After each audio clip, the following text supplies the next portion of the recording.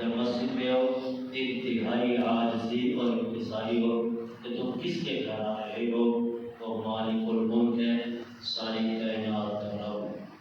سورہ یاسین فرمایا، سورہ یاسین پورے قرآن کا دن صبح پڑھے شام تک 70 حاجتیں اللہ پوری فرمائیں، شام کو پڑھے گا صبح تک اللہ 70 حاجتیں پوری فرمائیں گے، صبح پڑھے شام سے پہلے وفات پا گیا شہادت کی موت ہوگی، شام کو پڑھی صبح سے پہلے موت ہو گیا شہادت کی موت ملے گی۔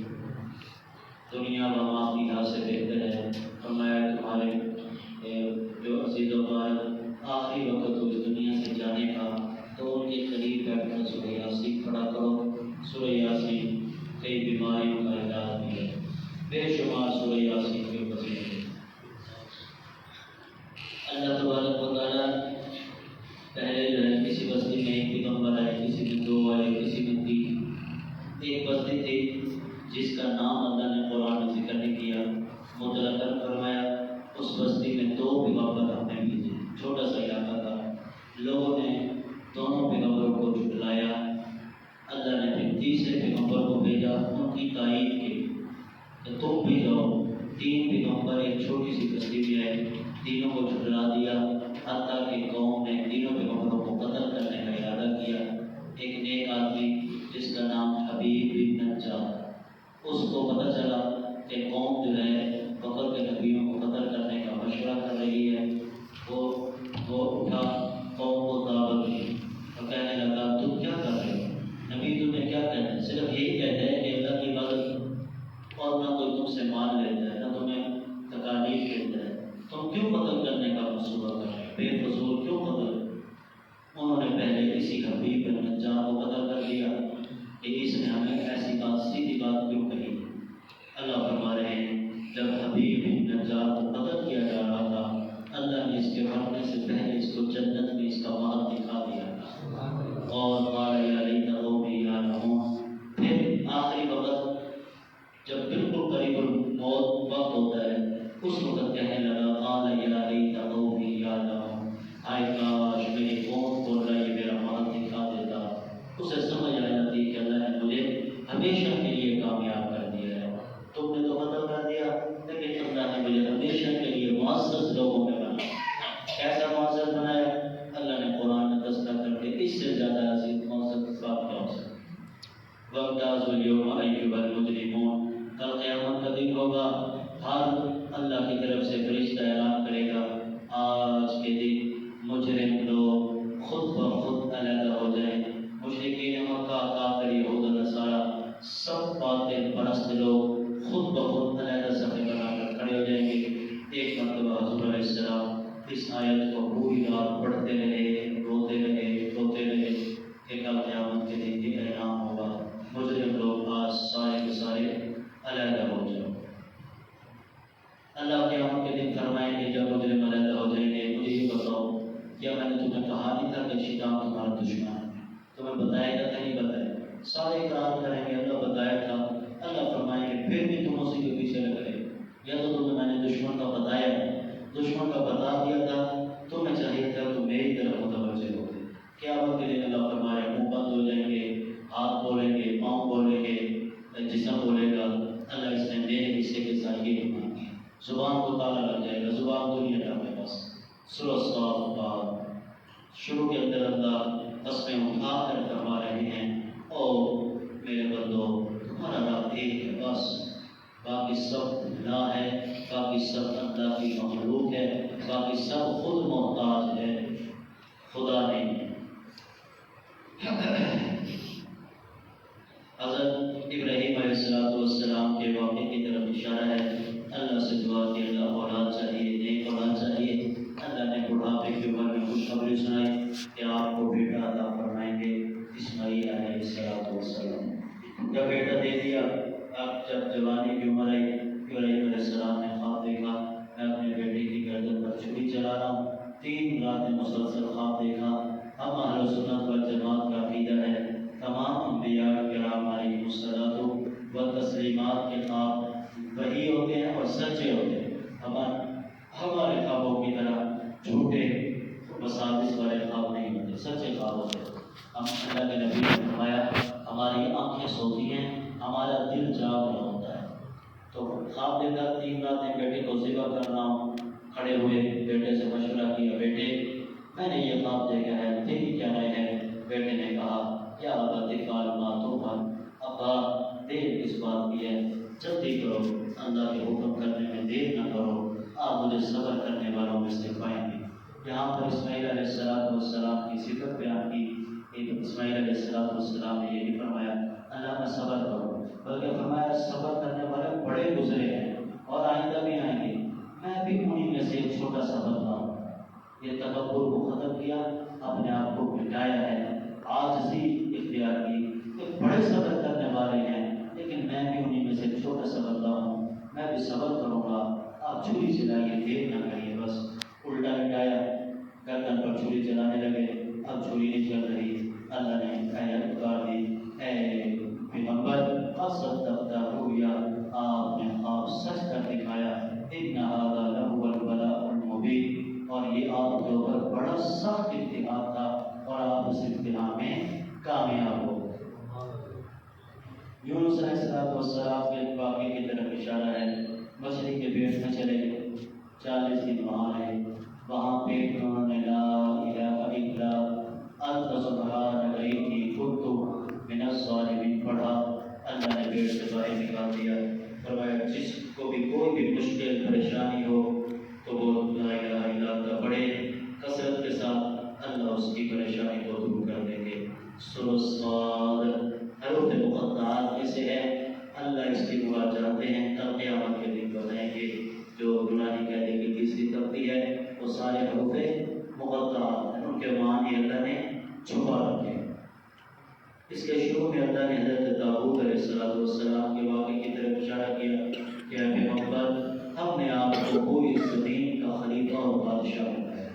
اللہ نے حضرت داؤد علیہ السلام کو پوری دنیا میں حکومت دی، پیغمبر بھی بنایا اور بادشاہ بھی بنایا۔ اللہ نے 19 بیٹے دیے تھے، سلیمان علیہ السلام دیے۔ آگے سلیمان علیہ السلام کا واقعہ ہے، فرمایا ایک مرتبہ جو ہے ان کے پاس گھوڑے بڑے حسین اور خوبصورت تھے۔ اس وقت جو ہے گھوڑوں کو ذبح کرنا بھی جائز تھا، اور گھوڑ جو ہے یہ خوبصورت سواری سمجھی جاتی تھی۔ آج کے دور میں جیسے لینڈ کروزر کہہ لیں، کوئی بھی اچھی گاڑی کہہ لیں، تو ایسے ہی اس وقت گھوڑے یہ حسین ہوتے تھے، اچھے سے۔ حضرت سلیمان علیہ السلام نے اعلیٰ کوالٹی کے گھوڑے رکھے ہوئے تھے۔ مقصد کیا تھا کہ جہاد کے لیے کام ہے۔ ایک مرتبہ وہ گھوڑوں کو دیکھتے رہے، دیکھنے میں اتنا مست ہوئے کہ نماز قضا ہو گئی، نماز نہ پڑھ سکے کہ حسین بہت زیادہ ہے۔ تو توبہ کی اور سارے گھوڑوں کو اللہ کے راستے میں ذبح کر دیا، اور اللہ سے دعا کی اے اللہ یہ گھوڑے میرے تجھے جو ہے یاد کرنے میں رکاوٹ بنے ہیں، میں تیری رضا کے لیے ان کو ذبح کرتا ہوں۔ اللہ تبارک و تعالیٰ نے حضرت سلیمان علیہ السلام کی اس ادا کو اور پھر اتنا روئے، فرمایا اس چھوٹے سے گناہ اور جو جان بوجھ کے نہیں بھول کر ہو، اور ہمارا عقیدہ ہے کہ تمام انبیاء چھوٹے اور بڑے ہر گناہ سے پاک ہیں، تو یہ جو بھول کر گناہ ہوتا ہے یہ گناہ نہیں ہوتا، جیسے ہم بھول کر کھا پی لیں۔ حضرت سلیمان علیہ السلام اتنا روئے، فرمایا کہ زمین بھی رونے لگ گئی تھی حضرت سلیمان کے رونے لگے۔ اللہ کو آپ کی ادا اتنی پسند آئی، اللہ نے فرمایا سلیمان مانگ جو کچھ تو مانگنا چاہتا ہے، آج تجھے ہر چیز دی جائے گی۔ حضرت سلیمان علیہ السلام نے فرمایا اللہ ایسی بادشاہت دے جو میرے بعد کسی کو نہ ملے اور مجھ سے پہلے بھی کسی کو نہ ملے، مجھے ایسی بادشاہت۔ اللہ نے فرمایا جا، تیرا رونا مجھے اتنا پسند ہے، تجھے ایسی بادشاہت ملے۔ پھر اللہ نے دی بادشاہ، جنات پر ہواؤں کو اللہ نے تابع کر دیا، حشرات کی بولی دے دی، جنات باقی کسی کو یہ چیزیں نہیں دی۔ اچھا پھر جو ہے گھوڑے یہ جہاد کے لیے تھے، اب جہاد کے لیے جہاد کرنا تھا ان کو بدل چاہیے، ان کی جو ہے 100 شادی، 100 ایک مرتبہ انہوں نے منت مانی کہ آج رات میں تمام بیویوں کے ساتھ ہم بستری کروں اور 100 حمل ہوں گے، 100 بیٹے پیدا ہوں گے، سب کے ساتھ میں جہاد کے لیے قربان کروں گا۔ انشاءاللہ کہنا بھول گئے، رات کو 100 بیویوں کے ساتھ ہم بستری کی، صبح اٹھے تو صرف ایک کو حمل ہوا، 99 حمل ضائع، اور جو ایک کو حمل ہوا وہ بھی اللہ نے آدھا بچہ پیدا کر کے دیا، اور جو ہے پھر اس بچے کو حضرت انشاءاللہ آپ کہنا بھول گئے تھے، اس لیے اللہ نے آپ کے سارے یہ منت کو ضائع کر دیا۔ پتہ چلا جب بھی مستقبل میں کسی بھی کام کا ارادہ کرنا ہو انشاءاللہ، اللہ کے نبی انشاءاللہ کہنا بھول گئے، اللہ نے قرآن اتار دیا 18 دن میں عید ہو گئے۔ ہمیں آئندہ کسی کام کا ارادہ ہو تو انشاءاللہ، اور کہاں بھی ہوگا کہاں میں ہوگا، ہمیں تو ہر بات میں کہنا چاہیے انشاءاللہ۔ انشاءاللہ کا معنی اگر اللہ نے چاہا۔ ایوب علیہ السلام پر بڑی تکلیف آئی، اس پر قرآن خاموش ہے، حدیث خاموش ہے۔ کون سی بیماری ہے؟ بعض خطباء باعثین لوگوں کو رلانے کے لیے، نمبر بنانے کے لیے، پیسے بٹورنے کے لیے ایوب علیہ السلام پر طرح طرح کے الزامات لگاتے ہیں اور ایسی ایسی بیماری ثابت کرتے ہیں کہ اس سے نبی کی بے ادبی ہوگی۔ تو فرمایا بس قرآن اتنا کہا ہے کہ کوئی تکلیف آئی تھی، کون سی آئی تھی؟ اللہ تعالیٰ۔ ہم سے اس بارے میں قیامت کے دن سوال نہیں ہونا، بعض لوگ ایسے فضول میں الجھ لیتے ہیں۔ تو فرمایا تکلیف آئی، اللہ نے سب کچھ چھین لیا، مال اولاد بیل بکریاں سب کچھ لے لیا۔ پھر صبر کیا، اللہ نے دعا کی رو کر، اللہ اب تو مجھے تکلیف سے چھٹکارا دے دے۔ اللہ نے فرمایا اپنا پاؤں زمین پر رگڑو، پاؤں کو رگڑا، اللہ نے وہاں سے پانی کو جاری کر دیا۔ پھر فرمایا اس پانی کو اپنے اوپر ڈالا، اپنے اوپر ڈالا، اللہ نے پہلے سے زیادہ جوانی دے دی، بیوی کو پلایا، بیوی پہلے سے زیادہ جوان بن گئی، اولاد پہلے تھی، بعد میں اللہ نے 7 بچے تھے، اللہ نے بعد میں 27 بچے تھے۔ اسی طرح باقی جانور جتنے تھے سب ڈبل اللہ نے ہر چیز ڈبل تھا۔ اللہ فرمائے یہ ایوب علیہ السلام کے صبر کی وجہ سے ہم نے اس کو انعام دیا۔ ہمیں بھی چاہیے کہ پریشانیاں اگر بھاڑ بھاڑ مچانے کی بجائے اللہ کے سامنے اور اللہ سے سورۃ زمر اس کے شروع میں وہی اللہ فرما رہے ہیں تم ساروں کی ایک نفس سے تم پیدا کیے ہوئے، وہ آدم علیہ السلام، پھر قوم نوح میں سب تباہ ہو گئے، پھر حضرت نوح علیہ السلام کے 3 بیٹوں سے اللہ نے ساری پیغام کا نظام چلا۔ اللہ فرما رہے تم پیچھے جاؤ تو تمہارا باپ ایک ہی، تمہاری ماں ایک ہی۔ الذین یستمعون القول فیتبعون احسنہ۔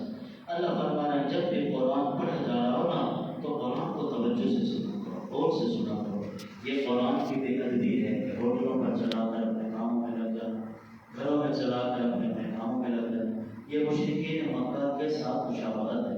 وہ کہتے تھے جب قرآن کی عبادت کی چلو بھی اپنے کاموں میں لگ جاؤ، ہم قرآن کی آواز سنیں سنیں، تو یہ ان کے ساتھ مشابہت ہے۔ اس لیے فرمایا جب قرآن چلانا ہے ترتیب کے لیے تو توجہ سے سنو، بس فَإِذَا قُرِئَ الْقُرْآنُ فَاسْتَمِعُوا لَهُ، توجہ سے سنو اور چپ رہو، لعلکم ترحمون، تاکہ تمہارے اوپر رحم کیا جائے۔ اور یہاں پر بھی اللہ فرما رہے ہیں جب قرآن کی آواز آئے نا کانوں میں پھر سارے کام بند۔ اس لیے کہتے ہیں لاؤڈ اسپیکر پر قرآن نہ پڑھا جائے۔ یہ اکثر مولوی چھوٹے ہوتے ہیں رات کو تہجد میں سحری ہونے لگے، پتہ نہیں کیا چاہتے ہیں، پیسہ چاہتے ہیں، کیا چاہتے ہیں، سارے لوگوں کا بیڑا غرق کرتے ہیں، سب کو گناہ گار کرتے ہیں۔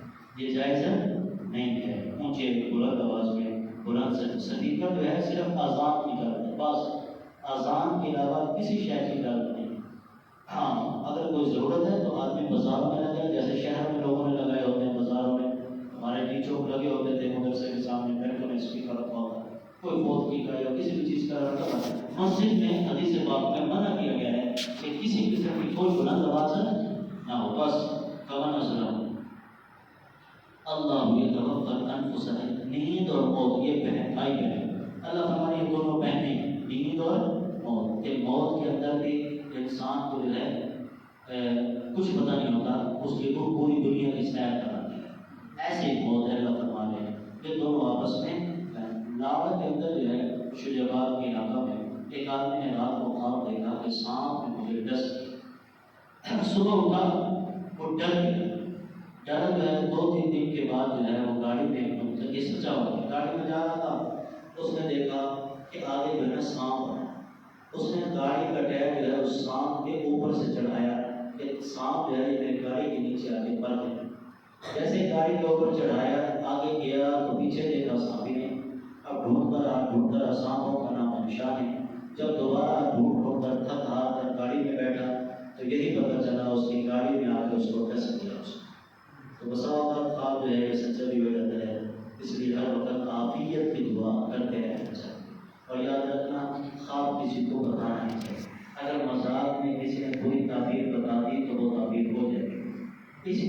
کو نہیں بتانا چاہیے. ہاں کوئی نیک اور مخلص عالم ہو، ہر عالم کو بھی نہیں بتانا چاہیے. جو مخلص ہو میرے ساتھ، جو پیار ہو، اور وہ یہ پتا ہو کہ میرے بارے میں بری تعبیر نہیں بتائے گا، اس کو بتانے کی کرے. سورۃ المؤمن، اس سورت کے شروع میں اللہ پاک ارشاد فرمائے بنی اسرائیل کے ایک مومن آدمی کا ذکر کر رہے ہیں. حضرت موسیٰ علیہ السلام دو آدمی لڑ رہے تھے. وہ حضرت موسیٰ کو بلایا کہ ہمارے درمیان فیصلہ کرو. حضرت موسیٰ علیہ السلام نے مکہ مارا، وہ بندہ مر گیا. پھر حضرت موسیٰ علیہ السلام فرعون کے پاس یہ بات پہنچ گئی کہ آپ کے پاس جو بچہ پڑھ رہا ہے اس نے بندے کو مارا ہے، وہ قتل ہو گیا. اب وہاں پر ایک بندہ تھا، وہ حضرت موسیٰ علیہ السلام کا خیر خواہ تھا.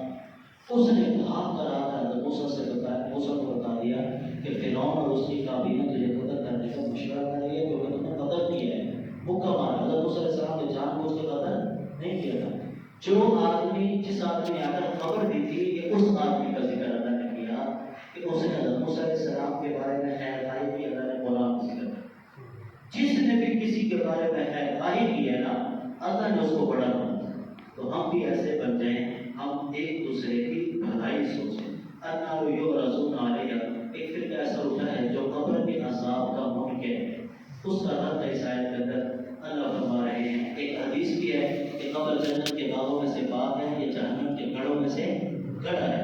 اور یہاں پر اللہ فرمایا آگ پیش کی جاتی ہے ان پر غدوۃ وعشیہ، صبح اور شام. اللہ کب تک فرمایا یوم تقوم الساعہ، جس دن تک قیامت قائم نہیں ہوتی اس وقت تک ان کے اوپر قبر کا عذاب ہوتا ہے. اس آیت سے بھی پتہ چلا قبر